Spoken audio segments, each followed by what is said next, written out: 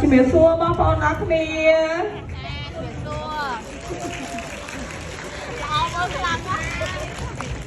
ចានឹងហើយអូយអរគុណហើយចង់និយាយថារំភើបខ្លាំងមែនតើហ្មងនេះរំភើបខ្លាំងព្រួយឃើញបងប្អូនទាំងអស់គ្នាបានមកគ្រប់គ្រងរឿងភ្លើងឆេះក្លឹប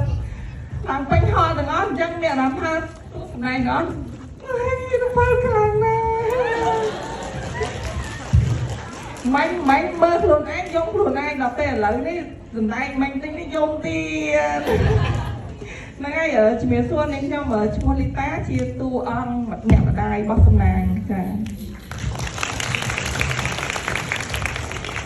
ជំរាបសួរបងប្អូនទាំងគ្នាខ្ញុំកានិកាតួអង្គវិញ្ញាបងប្អូនប្រកាសជាបានឃើញហើយពីអ្នកម៉ាក់ចេញលើកណាយំរហូតអត់ដែរឲ្យសុខទេជំរាបសួរពុកម៉ែបងប្អូនខ្ញុំបាទឈ្មោះបងជីវិនជាតួអង្គសម្ដែងជំរាបសួរបងប្អូនគ្នាខ្ញុំណាគេ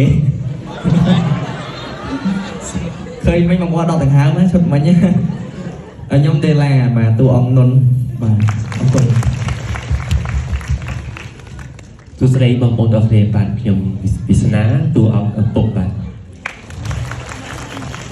ជំរាបសួរស្រីបងប្អូនទាំងអស់គ្នាខ្ញុំពិសី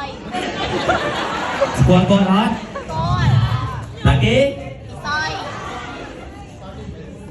ខ្ញុំពិសីខ្ញុំសូមអរគុណដល់ពុកម៉ែបងប្អូនទាំងអស់គ្នាមែនតើនិយាយទៅអត់ទៅចូលមកពេញមិញហើយចឹងគឺមានកម្លាំងចិត្តហ្មងអ្នកទាំងអស់គ្នាខ្ញុំមានសំណួរសួរបងប្អូនទាំងអស់គ្នាមួយក្នុងរឿងភ្លើងឆេះក្រោមដីណាអត់មានព្រាយហើយក៏អត់មានខ្មោចដែរមានតែមនុស្សលោអញ្ចឹងខ្លាចអត់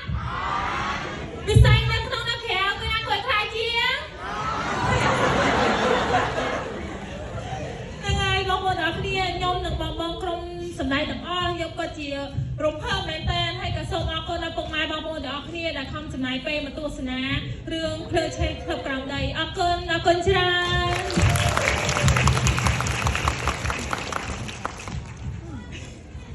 ជំរាបសួរបងប្អូនទាំងអស់គ្នាខ្ញុំឈ្មោះណូហ្វារីដាជាតួអង្គលីសាជាប្អូនស្រីរបស់បងណាងជំរាបសួរខ្ញុំឈ្មោះពិសិដ្ឋជាតួអង្គសុកលេងពូម៉ាក់របស់សំណាង